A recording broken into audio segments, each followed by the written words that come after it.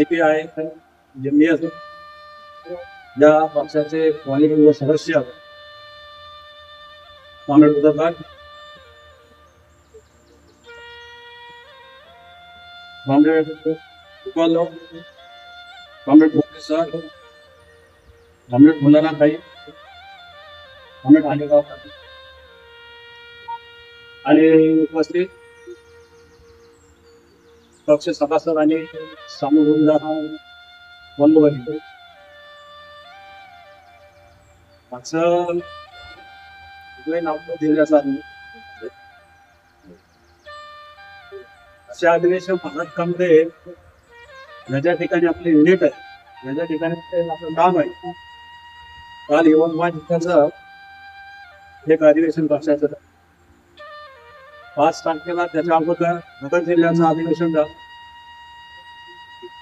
गेल्या महिन्याच्या 25 तारखेला परभणी, 26 तारखेला नांदेड असे अधिवेशन झाले. पुण्याचं झालं, मुंबईचं झालं आणि जळगाव आमचा राहिलेला मिळाले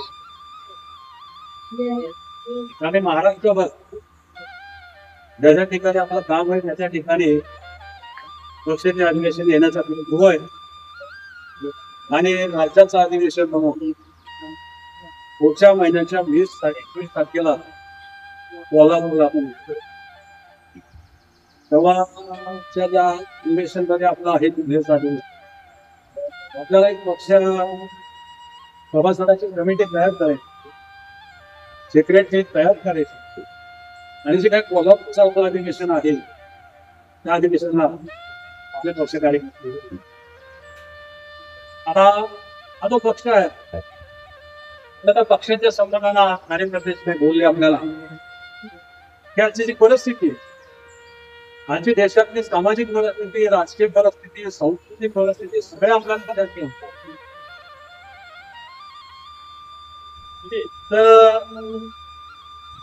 काय किती सांगावं, कुठून सांगावं, सांगायला सुरुवात कुठून करावी, मध्य कुठं करावं, शेवट कुठं करावं, अशी सगळी परिस्थिती या राज्यकर्त्यांनी प्रश्न स्पष्ट सर्वसामान्य जनतेची निर्माण करून ठेवलेले आहे. त्याच्यातून मार्ग कसा काढायचा, आपल्या सर्व कष्टकरी समुदायासमोर, आपल्या गरीब माणसासमोर, शेतकऱ्यासमोर, विद्यार्थ्यासमोर, बेरोजगारांच्या समोर अशा प्रश्न आहेत, त्याच्यातून मार्ग कसा काढायचा, मार्ग कसा सगळे प्रश्न असतात. तेव्हा आता देशातली, महाराष्ट्रातली बेरोजगारांची परिस्थिती पाहिली तर 26-27% आपले बेरोजगार की ज्यांना हा देश गमवायचा आहे, महाराष्ट्र गमवायचा आहे, कसं आहे पण करू काही शकत नाही, रोजगार मिळत नाही, संधी मिळत काय गोविंद लोकांना शिक्षण क्षेत्राच्या संबंधी आपलं काही आपले बोलले, मोठं शिक्षण आपलं खाजगी करत आहे, शिक्षण सम्राट कधी तयार झाले आपल्याला माहीत झालं नाही, शिक्षण सम्राट कधी आणि आता सरकारचे काही कायदे करत आहे, वाड्या तांडे याच्यावरचे जे कमीत कमी मुलांच्या ज्या काही शाळा आहेत त्या सगळ्या शाळा बेरोजगारांचे प्रश्न आहेत, विद्यार्थ्यांचे प्रश्न आहेत, तरुण माणसांचे प्रश्न आहेत, आपल्या इथं बसलेले सगळे माणसं आपण कार्यकर्ते सांस्कृतिक असा एक नाही माणूस चुकी समाजाने स्वच्छता किंवा चौकशी परिस्थिती आपल्या कुठे प्रत्येकाचे प्रश्न काही ना काही प्रश्न येतात. मुलाशी काय बेरोजगार, मुलं लग्नाला नाही, शेती थोडी आहे, शेतीमध्ये भागत नाही, प्रश्न मागाची शेती असं कोणी नाही, त्याच्या सगळ्यांचा का त्याच्या गुणाशी आहे या राज्यकर्त्यांना सगळ्या परिस्थिती काय आहे कमी अधिक प्रमाणात सगळ्यांना माहिती, सर्वांची परिस्थिती काय आहे, कसं आहे, म्हणजे आहे ती परिस्थिती हे बरोबर नाही. हे जर मत आपल्या सर्वांचं असेल तर ही परिस्थिती बदलायची कशी, त्या बदलण्याचं साधन काय आहे, बदलण्याचा विचार काय आहे याचा विचार आपल्याला करावा लागतो आणि बदलाची परिस्थिती हीच परिस्थिती आहे. मार्क्सवाद हे निर्माण आणि या पक्षाच्या मार्फतीनं तो विचार जनतेमध्ये जाणार जनतेमध्ये बांधणी करणार आणि जनतेनं त्याचा विचार करून तिच्या अवघड झालेला राजकारण आहे ते थांबवणं हाच एक पर्याय आहे. तरी आपल्याला उभं राहावं लागणार आहे. त्याच्यासाठी पक्ष आहे आणि यांनी तिचं काम करत आपल्या समोर लोकांना वाट बघतो राजन करते बरोबर नरेंद्र मोदी सांगतात की आपला भारत देश जगात आम्हा तिसऱ्या क्रमांकावर येतोय. आपल्या देशाची जी काही जीडीपी आहे आपल्या देशाचं जे काही बजेट आहे आपल्या देशाचं जे काही इन्कम आहे जागतिक पातळीवर तिसऱ्या क्रमांकावर गेला तर कुणाचं घे जीडीपी बोलताना कशी मोजायची कशी मोजली जाते किती दिशाभूल केली जाते. अदानी अंबानीचं मी एकच लोक आणि सर्वसामान्य मजुराचं मी एकच लोक की तो जीडीपी मोजायची करायचं सांगायचं तरी त्याने जगामध्ये आता तिसऱ्या क्रमांकावर याचा आपल्याला विचार करण्याची गरज अशाने की नाही की काय चाललंय राज्याकरता ते आपल्याला नीटपणाने ध्यानात ठेवावं लागतंय. आता शेतकऱ्यांच्या प्रश्नासंबंधी मला सांगितलं किंवा शेतकऱ्यांच्या संबंधात काय प्रश्न आहे हे हाल शेतकऱ्यांचं त्याच्यासारखं उत्तर किंवा शेतकऱ्यांचं शहरी लोकांना ठेवलं ते कळत नाही तर ग्रामीण भागांना काही तत्व आहे भक्तर घटक जेवढी काही त्याला खर्च करायचा त्या निम्मा सुद्धा खर्च काही मिळत नाही त्याच्यातून काही भेटतच नाही. ती शेती टिकवायची वडिलोपार्जित प्रॉपर्टी आपण ती टिकवायची आणि नाही करायची तर सोडून कशी द्यायची आणि करायची तर कशी टिकवायची जायची हे प्रश्न शेतकऱ्यांचे. आणि आता असं झालंय देशात त्यांच्या बऱ्याच भांडवलदारांचं मोठमोठ्या कारपोरेट लोकांचं लक्ष आता गेलं शेती यांचा असं म्हणणं आहे या देशातली शेती अपुष्य लोकांच्या हातात नाही. या देशामध्ये शेतीमधून विकास होत नाही. या देशामध्ये सूर्यप्रकाश आहे हवामान आहे पाणी आहे पर्जन्यमान आहे समुद्र आहे परिस्थिती सगळी चांगली तर शेतीमध्ये उत्पादन येत नाही. या शेतीमध्ये उत्पादन करायचं असेल तर या शेतकऱ्यांच्या हातातली सगळे बाजूला केली पाहिजे. या रीतीनं विचार करून शेतीला मार्गदर्शन देत एक वर्षांवर शेती धंदा मिळेल कसा शेती धंदा परवडणार कसा नाही शेती नको वापरून त्याच्यामुळे शेतकऱ्यांनी बाजूला निघावं या रीतीचा व्यवसाय होतोय.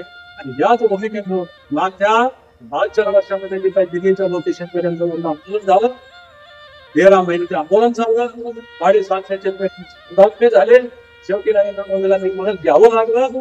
मागण्या त्याच्यात एकच नरेंद्र मोदीने केंद्र सरकारनं 3 कायदे लावले आपल्याला माहित आहे 3 कायदे एवढा विचार होतो पण त्याच्याचा मुख्य मार्केट कमिट्यामध्ये करा दुसरं कंत्राटी पद्धतीची शेती करा आणि तिसरं तिचे धान्य साठवायचा अत्यावश्यक धान्य जर असेल तर ते एकदा शेतकरी साठवू शकतो किंवा सरकार साठवू शकतो. सहज कसं न होता ती व्यापारी असणार कारखाना कुणा नाही ज्याला कुणाला वाटतं त्यांना तेवढं ते धान्य साठवावं अशा काय त्या 3 कायद्या संबंधी एवढा आणि त्याच्या विरोधात ते शेतकऱ्यांचा शेवटी त्यांनी माघार घेतली.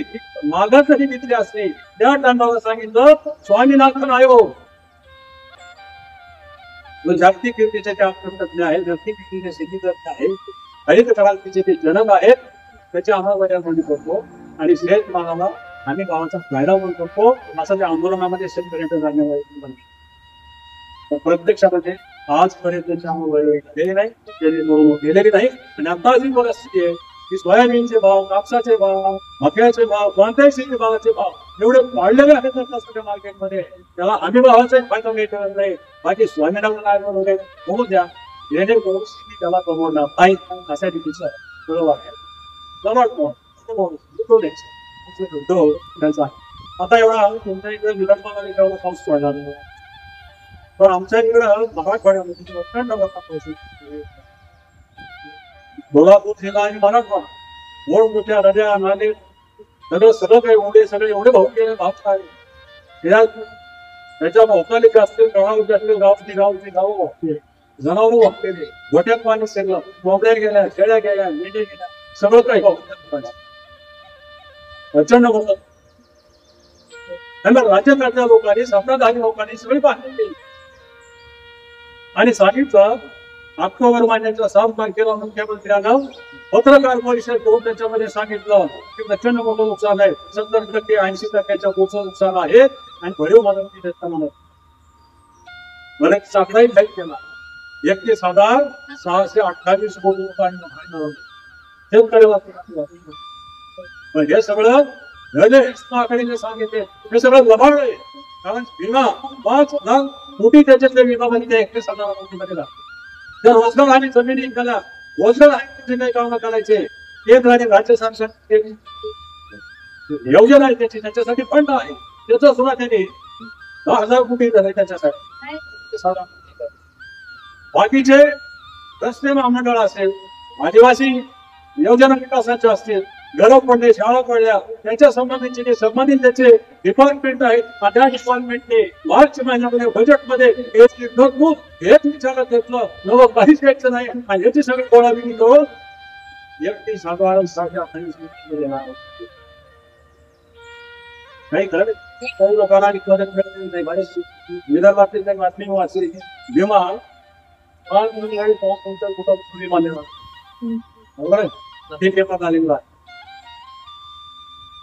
ज्या विमा कंपनीचे 5,000 कोटी जे नुकसान भरपाई दिली, त्या नुकसान भरपाई सुद्धा अत्यंत तुटपुंजी आहे. हेक्टरी 8,500, 8,000, 8,500 आणि हे जे 8,500 आहे ते सुद्धा इंडिया सेंट्रल गव्हर्नमेंटची काही खातं आहे, खातं त्याचे 8,000 आणि 10,000 रुपये जमीन विकासासाठी नको असं सांगितलं, प्रत्यक्ष दिलेलं नाही. शेतकरी त्याच्यासाठी मोर्चे काढतोय. तुमच्याही मोठा मोर्चा झाला, बचू मोर्चा त्याच्या खाली आंदोलन झालं मागच्या आठवड्यात 5-6 दिवसामध्ये आठवड्याची मोर्चा झाली. आपल्याला सगळ्याला माहित आहे, पण फार काही त्या आंदोलन अशा देखील गोष्ट झालेली नाही. लोक लढले, संघर्ष केला, नेते लढले, संघर्ष झाला, शेतकरी लढले, पण फार काही परिणाम पडलं अशा रीतीची परिस्थिती झाली नाही. ती आता जी कर्जमुक्ती होणार आहे, कर्जमाफीची काही होणार नाही, जून महिन्यामध्ये ती होणार आहे. आपण सगळ्यांनी वाचलंय. त्याच्या अगोदर स्थानिक स्वराज्य संस्थांच्या ज्या काही निवडणुका आहेत त्या निवडणुकांमध्ये जोरदार प्रचार करून ते सांगणार की शेतकऱ्याची कर्जमाफी मागण्यात निर्णय घेणार आहोत. त्या याच्यामध्ये त्या कमिटीची एक कमिटी घेईल. ती कमिटी उलट तिसऱ्या दिवशी त्याचा अहवाल आला भारतीय पेपरला. रिझर्व्ह बँकेचे काही निकष आहेत, केंद्र सरकार याच्यामध्ये जबाबदारी घेणार नाही आणि जे काही रिझर्व्ह बँकेचे निकष आहेत ते सगळे आपल्याला विचार करून मगच ते कर्जमाफी देता येणार. काही शेतकऱ्याला जो जुलैमध्ये तुम्हाला सांगतो निरानिक्त झालं नुकसान त्याच्यात जाऊ शकत. काही शेतकऱ्याचा फरार आहे, शेतकऱ्याचं काही खरं नाही पुढच्या ह्याचे असे सगळे स्वामीनाथ नायकांनी सांगितलेलं आहे. नाही तुमच्या देशामध्ये ज्या काही आत्महत्या झाल्या त्याच्यात विदर्भामध्ये जास्त आत्महत्या आणि विदर्भामध्ये यवतमाळ जिल्हा हे नंबर 2004 मध्ये पहिली आत्महत्या झाली. त्या टायमाला पंतप्रधानांचे जे आले त्यांनी पाहणी केली आणि त्यांनी एक असं हे केलं, हे जे जनक आहे हरित क्रांतीच्या त्यांच्या नेतृत्वात झाले डॉक्टर NS स्वामीनाथ कमिटीने सर्व सर्वे केला देशभर आणि 2006 मध्ये 2 वर्षांनी त्यांचा अहवाल केंद्र सरकारला सादर केला. त्या अहवालामध्ये हे 2 शिफारशी महत्वाच्या आहेत. तो अहवाल असं होतो की दर महाराष्ट्रामध्ये देशातल्या शेतकऱ्यांची आत्महत्या असते, हे मोठा म्हणायला लागते, काय करावं लागतंय. तर शेतकऱ्याला जो काही खर्च होतो, खताचा असेल, बियाणाचा असेल, औषधाचा असेल, हा खर्च पाणी आहे, लाईट आहे, याचे काही सगळे खर्च आहेत. त्याच्या घरची लोक काम करतात, तो जो खर्च आहे हे सगळं खर्च टाकायचे आणि सुरुवातीला जे काही खर्च होतो बियाणे घेण्यासाठी ते सुद्धा रक्कम आहे, त्याच्यावरचं व्याज आहे, व्याज सुद्धा जायचं आणि हा सगळा खर्च धरून ह्या खर्चाच्या कमीत कमी 50% एवढा त्याला बघायला. असं 2006 मध्ये स्वामीनाथन आयोगाने केलेला 6 पासून तर जवळपास 13 पर्यंत मनमोहन सिंग मध्ये त्यांनी कमिटी निर्माण केली, स्थापन केली, हे त्याच्यामध्ये आणि पुढे मोदींनी देशामध्ये 439 सभा घेतल्या 2014. अनेक सभेतून त्यांनी हे सांगितलं सरकार सत्तेत आल्यानंतर स्वामीनाथन नायकांची अंमलबजावणी प्रत्यक्षात काय करत अंमलबजावणी झाली. एक शेतकरी उठला, नोकरी पोस्टामध्ये प्रकरण दाखल. तेव्हा सरकारच्या वतीने हे सांगितलं शपथ पत्रात की हे जी काही गोष्ट वाढलेली भाजपवाल्याची, पण सरकार आम्ही ज्या होती सरकारला ते देणं शक्य नाही. अशा तिथं शपथ पत्र त्यांच्या अधिकारी त्यांच्या सरकारने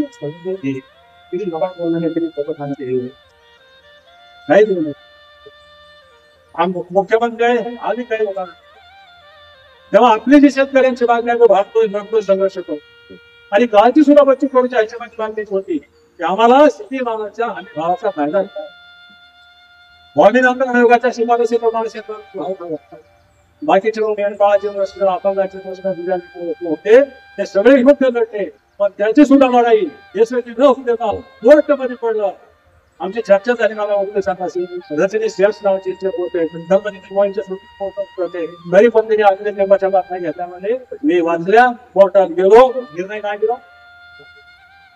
हे जे काही रस्ते आहेत नागपूर रस्ते आणि काही रस्ते थांबलेले आहेत नागपूर स्वस्त झालेले त्या ताबडतोबीनं ज्या लोकांनी हे आंदोलन खाली केलं पाहिजे आणि आंदोलन रस्ते मोकळे केले पाहिजे अशा तिला कोर्ट नसता कुणाच्या बाजूने आपल्याला कसं वाटत नाही जरांगीत जाऊन बोलून चांगला मुंबईला हे तुम्हाला माहित असतं प्रचंड मोठ्या संख्येनं चुकीचं बघून आंदोलनाचं पण ते सुद्धा विश्लेषण दुसरं काय मराठा समाजामध्ये प्रचंड मोठ्या संख्येनं बेरोजगारी पिढ्या असलेले सगळ्यांच्या तुकडे त्याचं काही भागत नाही, त्याचं काही जमत नाही. आणि म्हणून त्यांना असं वाटतं आरक्षण आज एक म्हणून त्यानं ते आंदोलन केलं. पण तिथं सुद्धा कोर्टानं हेच भूमिका घेतली हे मुंबई सगळी खाली करा आणि अशा पोलीस त्यांच्या मागला. हा सुद्धा योगायोगाचा प्रश्न. आरक्षण कसा विषय आरक्षणाचा प्रश्न सुटणार आहे पण नाही काही सुटलं त्यांना असं वाटतं आणि राजस्थान त्याच्या पाठीशी आहे. एका बाजूला मराठ्यांना सांगायचं की ओबीसीतूनच 19% आरक्षण मिळालं पाहिजे ही मागणी पुढे करायची आणि दुसऱ्या बाजूला ओबीसीच्या पुराण्याने सांगायचं ओबीसीच्या मिळणार नाही 19% काही करणार नाही आणि ते दूर मराठ्याचं ठिकाणी केलं. आरक्षणाच्या प्रश्नावर धनगर लोकांचं आरक्षण झालं प्रचंड मोठ्या प्रमाणात मागच्या याच्यामध्ये त्याची मागणी हीच आहे आम्हाला एसटी मध्ये असणार आदिवासी बंजारा समाजाची म्हणून आपल्याला एसटी द्या आदिवासी म्हणतात राजीवान सिंधम त्याच्यात आम्ही होऊ देणार नाही भांडण. आणि एवढंच नाही एसटी मध्ये सुद्धा काय झालंय उपवर्ती म्हणजे आहे ते धर्म त्याचे भांडण कसे आपसात लावायचे लोकांनी भांडण बसायचं विषय काढून द्यायचे त्यांचेच पुढारी सरकार चालवताना सगळ्यासाठी धर्माची पुढारी केंद्राचं सरकार केलं त्या सगळ्या जाती धर्माच्या पुढारी एकत्रित घेऊन सरकार व्यवस्थित चालवतात पण त्यांच्याच पुढारी शेतकऱ्यामध्ये जातीच्या धर्माच्या नावावर फटाफट करण्यासाठी त्यांचाच वापर करू या समाजामध्ये एकमेकांना आमच्या 8 दिवसामध्ये भेटीला गेलो जरांगे पाटलाला सांगितलं अरे लोकांची फसवणूक झाली शेतकरी सांगितलं मी शेतकऱ्याचा आंदोलन घेणार आहे कार्यकर्त्याची बैठक घेणार आहे 2 तारखेला त्यांना ती तारीख द्यायची मला निवेदनात आहे. त्या निवेदनामध्ये 5च मागण्या. पहिली मागणी असेल सगळ्या जाती धर्माची जी मुलं आहेत मुले आहेत त्याची तो पीची अंगणवाडी बालवाडी ते पीची पर्यंत सगळं शिक्षण देण्याची जबाबदारी सरकाराची सरकारने दिली माझे सरकार सगळं एवढा पैसा देते म्हणून सगळं बसून घेतलं काय करतो त्या पैशाचं कुठं जातो हा पैसा आपण महात्मा फुल्यापासून शाहू महाराजांपासून शिक्षण आणि शिक्षणाबद्दल समर्थन आणि सरकार सगळं खाजगीकरण सरकारने केलं आणि सरकार त्याच्या बाजूला सरकारचा बाजूला घ्यायचा आणि जनतेनं कुठं शिका तर त्याचा शिक्षण घ्यायला म्हणजे पुन्हा जो काळ आहे गरीब घराण्याची मुलं खालच्या वर्गाची मुलं त्याची पहिली मागणी आणखी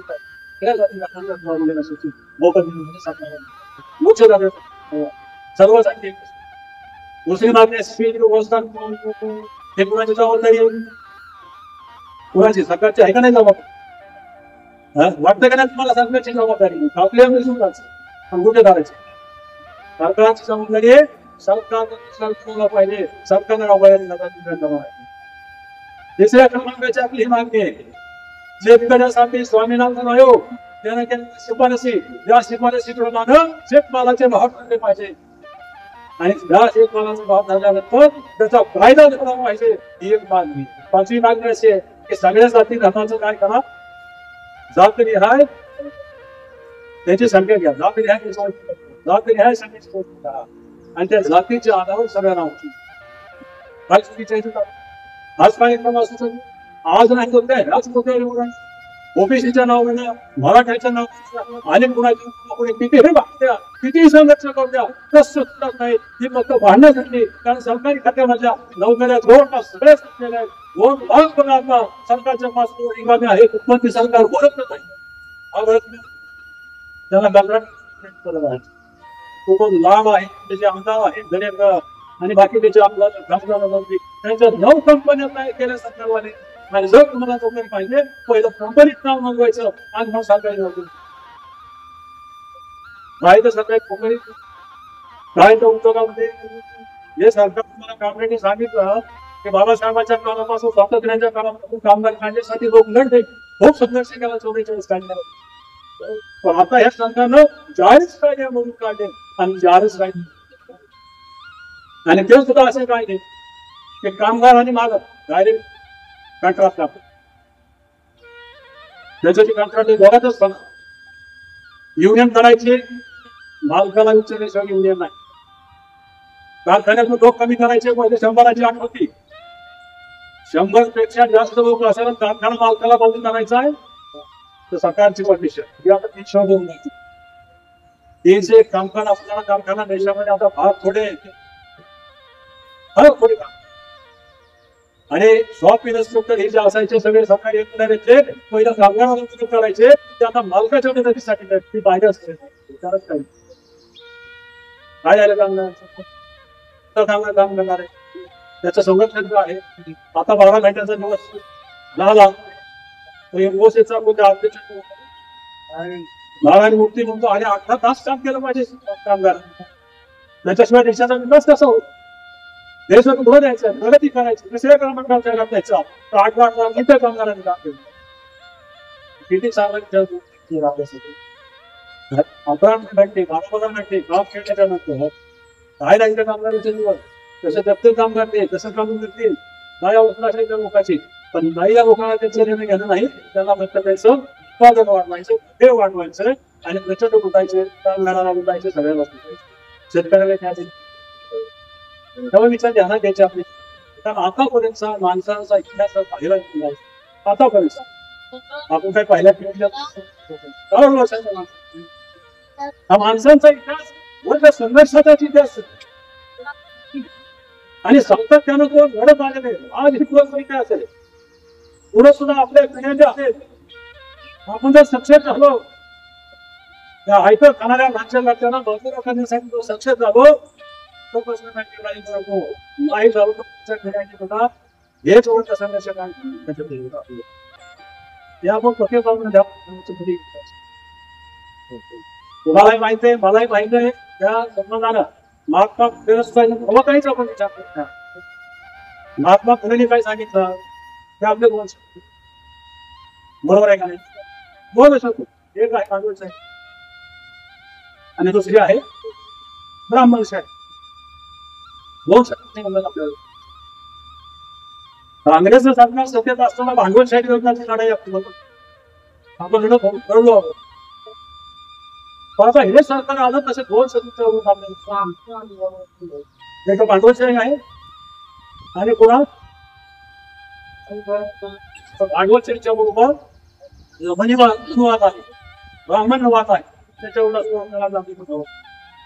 आणि त्याच्याकडे आपण नाही भांडलो तर लक्षात म्हणून आता हे जरा हे नाही मी खरं मागा कॉम्प्लेंटला सांगितलं या लोकांचं काही झाले त्या लोकांचं स्वातंत्र्याच्या याच्यामध्ये काही वगळा नाही. या लोकांनी देशासाठी काहीच केलं नाही.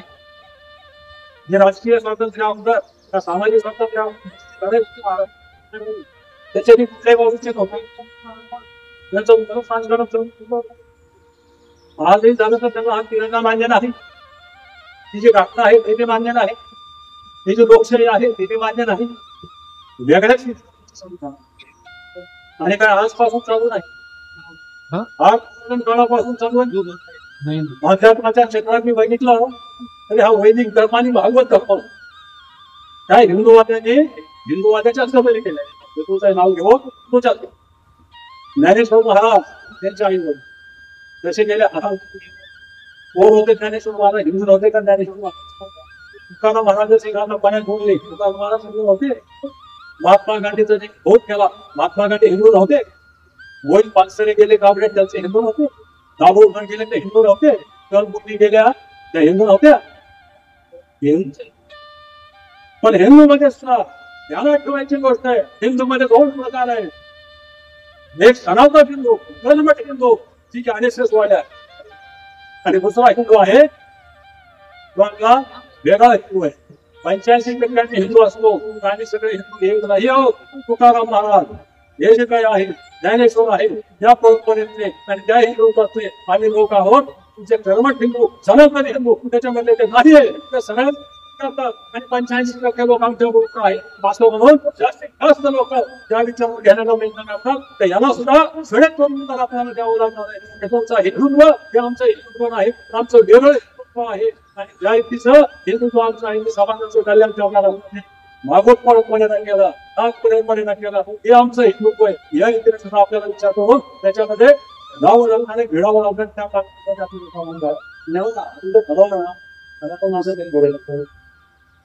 आज कोणवता आपण, मी तुम्हाला सांगतो, आपण बसल्यापैकी जर विचार केला आणि या रीतीचा व्यवहार करण्याचा ठरवला तर विदर्भामध्ये नागपूर जिल्ह्यामध्ये हे जे आजचे आपलं अधिवेशन आहे ते ऐतिहासिक स्वरूपाचं अधिवेशन करणार आहे. हे पंख्या प्रांतांमध्ये आणि त्या रीतीनं आम्हाला तर काहीला बोला त्याचं काय चालू आहे आपल्याला बघा सांगितलं. म्हणजे थोडा मोठ्या सगळे मोठमोठे प्रयत्न आहेत. हा पुढे गाव आहे एक मागच्या महिन्यामध्ये त्या देवेंद्र फडणवीस शिवाजी महाराजांना मोठ्या आणि त्यांना बाळ लागतो जेव्हा भाऊ ते सगळे पाहणार. म्हणजे काय थोडा मोठे आहे त्याचे मोठे उपयोग करायचे, थोडा त्यांच्या प्रतिमा जपायची, विचार मारायचे, विचार कुणाला मारायचे का? अलीकडच्या काळात शिवाजी महाराजांचं सुद्धा एक मंदिर खाण्याला, शिवाजी महाराजांचं मंदिर खाण्यात बांधलं. हे क्रांतिकारी माणसं एका मंदिरात बसवले म्हणजे आपल्यावरचे बाबा काही सत्य राज्य करतावर. त्याला दुष्काळ जर पडला तर शिवाजी महाराज तो शेतकरी जगला पाहिजे, शेती त्याची टिकली पाहिजे, त्याला सगळे स्मरण करायचे, त्याचं कर्ज माफ करायचे. तगाई हा जो शब्द आहे आता अलीकडच्या काळात तो गेला, तगाई तगडा पाहिजे त्याच्यासाठी शिवाजी महाराज बैल मार्गाने जसे पैसे द्यायचे तुझं घरी निघणं आणि जर नाही विकलं असतात शिवाजी महाराज त्याच्या वसुलीसाठी तगारा दिलेला म्हणजे शिवाजी महाराज शिवाजी महाराज हा जातो कशात तर शिवाजीचं नाव घेणारा समाजामध्ये आणि त्याचा फायदा जर पैसा असेल अशा दिशा करायचे म्हणजे लबाड मोठा आणि सगळं स्पीच्या पद्धतीनं वागायचं. तिकडे मोदी असो, तिकडे फडणवीस असो, तिकडे नरेंद्र, तिकडे देवेंद्र, लोकांच्या ओळख फेकायचं, लोकांना भनाव करून करायचं. हे उपयोग त्या लोकांनी आणि हे लोकांना त्याला मुली वाचता इतिहास वाचता ज्याला आपण मनोवाद म्हणतो, ज्याला ब्राह्मण्यवाद म्हणतो, ती काय जगाने निर्माण झाला अशी परिस्थिती नाही. उत्तरेकडून ज्यावेळेस आर्य भट्टीकडे आले देश संकल्पना नव्हती, पण ह्या उभारावर बांगलादेश, पाकिस्तान, भारत हे सगळे एक असताना ते आले आणि इथल्या लोकांना ते गरीब माणसं आहेत, संस्कृती जपणार आहेत, काही करणारे आहेत, कष्ट करतात, मेहनत करतात, जमिनीच्या सकल भागामध्ये त्यांची वस्ती आहे. अशा ठिकाणी होऊन या लोकांनी अक्षरशः लोकांना भाव देवीच्या कोट्याने लोक आदिवासी होऊन गेले, पारात गेले, जंगलात गेले, आनंदात गेले, लोक गेले. पण त्यांनी थोडा विचार केला आपल्याला काय करायचं तर हे लोक तर आमच्या सेवेला पाहिजे, या लोकांना आपण राज्य केलं पाहिजे असा विचार करून त्याने मारायचं बंद केलं आणि लोकांना एक सांगितलं की ठीक आहे तुमचे धंदे करा, त्रास जाईल. आम्ही आलो भरून आलो, घेऊन आम्हाला पाठवलं आणि पोलीस जे आहेत ते सगळे आमची सेवा करतात. बाकी रस्त्याने जाणत आहे त्याच्या कुणाला धावण, त्याच्या कुणाला वैश्य, त्याच्या कुणाला क्षत्रिय, त्याच्या कुणाला जे काही इथे रचना आहे तिथे विभाग आहे आता नाही केलेली ती. आज पूर्वीची त्यावेळेसची धर्माचा लय पुरावा, जातीचा भयंकर गुन्हे आहे. बाबासाहेबांची जातीयांची लढाई आहे, एकदम योग्य लढाई आहे. पण ही लढाई जी आहे आज आजही याच रीतीने सगळ्यांना बीजापूर व्यापार होतो, त्या रीतीने होत नाही. जातीवादाची लढाई अशा रीतीने आपल्या भारतावर ब्रिटिशांचं राज्य होतं 150 वर्ष, त्याच्या अगोदर 800 वर्ष मोगलांनी राज्य केले, त्याच्या अगोदर पोर्तुगीज म्हणजे डच होते, जे जे मुली आले, जे जे मुली सत्ताधारी म्हणून आले या देशात झाले, त्यांची संस्कृती, त्यांचं शिक्षण, त्यांच्या चालीरीती, त्यांच्या रूढी परंपरा हे सगळे आत्मसात करायचे आणि सत्यामध्ये जे असते ते प्रशासन चालवायला हे लोक भोगराचं हेच केलं. संभाजी महाराजांचा कसा झाला बाहेर होत नाही, हत्या कशी केली. संभाजी महाराजांना शिक्षा दिली औरंगजेबाच्या सैन्याने, पण शिक्षा कोणती द्यायची सांगणारा कोण होता? म्हणून त्याची कथा काढली, कातडी सोडली, डोळ्यामध्ये सळ्या घातल्या, रावणामध्ये शिष्य बसला की तुम्ही शिकले असतो ब्राह्मणवाद्याने शिक्षण शिकवलं. तेव्हा हे लोक अशा रीतीनं इंग्रजाच्या काळात पण होते, आताही झालं ना सत्तेमध्ये.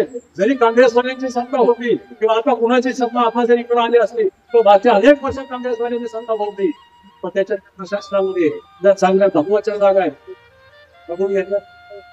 आता सुद्धा सुप्रीम कोर्टामध्ये आता सुद्धा वकील साहेबांनी सांगितलं ज्या रजनीश व्यासने शिक्षा दिली यांचे वडील ISSचे कट्टर होते आणि त्याच्या राहण्यात त्याच्यामुळे आरती साठे नावाची मुंबईला यांची हायकोर्टाचा केस घेतली ती बाई जरा त्याचे उदाहरण निर्णय देताना तेच बाई त्या सुप्रीम कोर्टाचे जज असतील, तुमचं निवडणूक आयोग असं, तुमची ED असं, तुमची CID जी काय असं महत्वाचे आणि सगळा मीडिया कोणाच्या ताब्यात देशाचं सगळे राजकारण या लोकांनी ताब्यात घेतलेलं आहे. त्या लोकांना जास्तीत जास्त शेतकरी, कामगार, सामान्य जनता यांना लुटायचं, लुटायचं, स्वतःची जमा करायची, मादारीच्या कशात घालायची, अंबानीच्या कशात घालायची आणि आपला फायदा निवडणुकीमध्ये वाहतूक सारखी तात्या देशात पंधरवाड्यामध्ये अमित शहाने उद्घाटन केलं मुंबईला.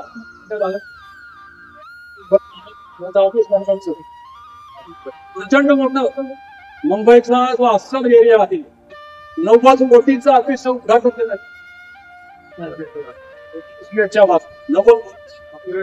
90 एकदम आगळी जागा, श्रीमंत राहणारी लोक, अनेक पत्नी आहे, अंबानीचं घर आहे, त्याच काहीतरी ऑफिस हजारोच्या संख्येने ऑफिसमध्ये कारण स्वातंत्र्याच्या नंतर जे काही सार्वजनिक क्षेत्रामध्ये केंद्र आणि राज्य सरकारने उद्योग धंदे केले, ज्या काही मालमत्ता उभ्या केल्या मोदी सरकार आल्यानंतर, फडणवीस आल्यानंतर ते कमीत कमी किमतीमध्ये अदानी अंबानीला विकायचं, कागदोपत्री कमीत कमी व्यापार दाखवायचे, त्याचं भरायचं आणि आपला फायदा करून घ्यायचा, निवडणुकीमध्ये पुन्हा पैसा. त्यांच्याकडून आपली लढाई आहे, त्यांच्याकडून आपला संघर्ष आहे आणि हा संघर्ष त्यांना असं वाटतं काही घालून आम्ही सत्य बघणार जाऊ शकतो. त्यांनी गणित असं म्हटलं की 27% अनेक निवडणुका त्यांच्या मागच्या झाल्या, 27% मोडण्याचे काम म्हणून महाराष्ट्राचे सुद्धा पक्ष फोडले गेले. ते लोक आपल्या साथीला घेतले आणि आताच्या त्या निवडणुका आहे रोज पेपरला बातम्या निवडणूक मतदान सोडलं त्याचा उपयोग नाही. म्हणायचं कसं की बाबासाहेबांची घटना आम्ही मांडतो, तर बाबासाहेबांच्या घटनेचं एवढं होऊ द्यायचं नाही.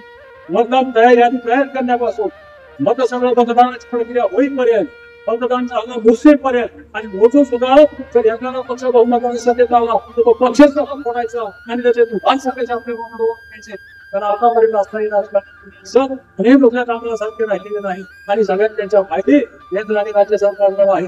एक तर भीती दाखवतात आम्ही सतत नाही तर बोई असणार खतम मातपुरा खंडीघाट है ही समितीची आहे. तेव्हा त्याला विरोधी पक्ष पण आता राहिलेला नाही. विरोधी पक्षात पण जनताचा हो जनता त्यांचा भाग विरोधक नाही. जनतेशिवाय संबंध उघडत नाही ही गोष्ट ध्यानात ठेवायची. या चिंतेने उत्तर महाराष्ट्रामध्ये बिहारमध्ये युपी मध्ये काम चालू आहे पक्षाचं. या चिंतेने आपल्याला सुद्धा हे पक्ष उभा करायचा आहे. त्या पक्षाला भाग्यतेची बदलून बनवायचा आहे. तरच आपण शकतो एक शक्ती आणि एक कामगार कर्मचारी कष्ट करण्याची शक्ती तरच आपण सांगू शकतो. त्याच्याशिवाय महिलांचा त्याला पाठिंबा व्हायचे महिलांना नाही. महिला उच्च त्यांना सुरू आहे. त्या सगळ्या गोष्टी सगळ्या गोष्टीचा विचार करून आपल्याला पुढच्या काळामध्ये पक्षाची वाढवणार आणि दुसरा बोलताही नाही. उद्या विधानसभेच्या निवडणुका झाली मोठी काय फरक पडणार. आणि गेलेली सगळी माणसं लढे पण आमच्या अडचणी होत्या ते मला झालं घालीत होते म्हणून आम्ही तेवढे पूर्ण गेलो. पोटाची ठोकली पुढे तिथे पाठींची सुटी चालू. आता आपलं सरकारनं काँग्रेसच्या मागे आपण टाकायचं. जनतेच्या जीवनात जनतेच्या जीवनात त्याच्यातून फरक पडत नाही. जनतेच्या जीवनात फरक पडायचा असेल तर पुन्हा हे जे तथाकथित भाजपचे पक्ष आहेत आता किती शरद पवारच्या संबंधित व्यक्तीला बोलायचं नाही असं ठरलं तरी सुद्धा मला म्हातारीचा फार गोष्ट सरळ आणि शरद पवारांनीच त्याची ओळख आपली मोदीची ही परिस्थिती आहे. हे पक्ष हे केलं ते आला त्याला साफ काढला ह्याला झाकला हे काही होत नाही. त्याच्यातून जनतेच्या प्रश्नांची तीव्र बनणार आहे. अडचणीत जाणार आहे. शेतकरी देशोधडीला लावायचे नाव आहे. सामान्य जनतेचं सुद्धा जीवन जगणं मुश्किल आहे. त्याचा विचार आपण पक्षाकडून केला पाहिजे आणि त्याच दिवशी आपली संघटना आपण उभं केलं पाहिजे. आपण करावं अशी अपेक्षा व्यक्त करतो. माझे दोन नमस्कार दोस्तों, हमारे न्यूज़ चैनल न्यूज़ इंडिया को लाइक कीजिए, शेयर कीजिए, अनसब्सक्राइब कीजिए. हम मिलेंगे फिर. धन्यवाद.